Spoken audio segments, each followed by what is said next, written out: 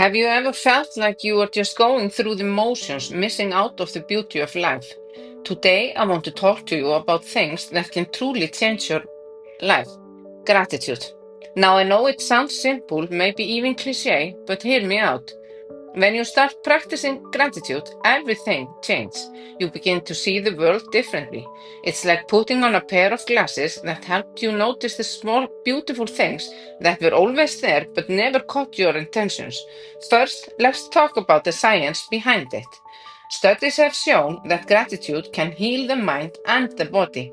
It reduces stress, improves sleep, and even boosts your immune system. And when you are grateful, your brain releases dopamine and serotonin, the feel good chemicals. So it's like giving your brain a natural high.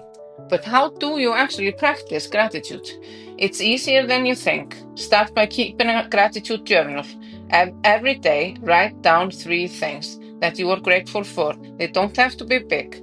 It can be just the warmth of your morning coffee, the comfort of your own bed. Another way is to express your gratitude. Send message to a loved one.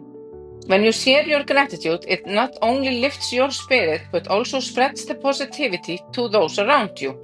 As you continue this practice, you will start noticing a shift. You'll become more present, more mindful.